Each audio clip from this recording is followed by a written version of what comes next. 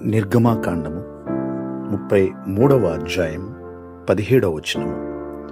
నీ మీద నాకు కటాక్షము కలిగినది, నీ పేరును బట్టి నిన్ను ఎరుగుదును, నా సన్నిధి నీకు తోడుగా వచ్చును. ప్రియులరా, దేవుని వాగ్దాన వాక్యము. దేవుడు తన దాసుడు సేవకుడైన మోషేకి ఈ వాగ్దానం చేసి ఉన్నాడు. ఏ వాగ్దానమైతే దేవుడు మోషేకి చేసి ఉన్నాడో ఆ వాగ్దానమును నెరవేర్చి ఉన్నాడు.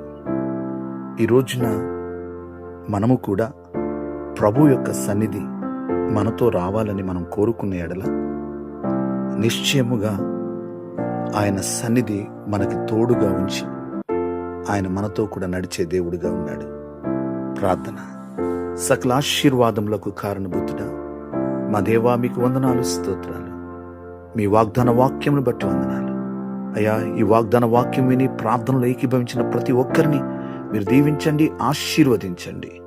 నిశ్చయముగా నీ దాసుడు, నీ సేవకుడైన మోషేకి నీ సన్నిధి తోడుగా ఉంచినట్లు ఈ రోజున ప్రభువా, నిన్ను అడుగు ప్రతి వారికి మీ సన్నిధిని తోడుగా ఉంచి మీరు వారితో ప్రభువా వచ్చు దేవుడుగా ఉన్నందుకు వందనాలు. నిశ్చయముగా మీ సన్నిధి మాకు కావాలి ప్రభు, మీ తోడు మాకు కావాలి అయ్యా, మీ దయ మాకు కావాలి, మీరు మాతో రావాలి అయ్యా. మీకు వందనాలు, స్తోత్రాలు. మీ హస్తము తోడుగా ఉంచండి. ప్రార్థనలో ఏకీభవించిన ప్రతి ఒక్కరిని, వారి కుటుంబాలను దీవించండి. వారు చేయుచున్న ప్రతి ప్రయత్నములో మీరు జయము దయచేయండి. మీరే మహిమ పొందండి. ఈ దినమంతా మీ సన్నిధి తోడుగా ఉంచండి. యేసయ్య నామములో ప్రార్థిస్తున్నాం తండ్రి, ఆమేన్.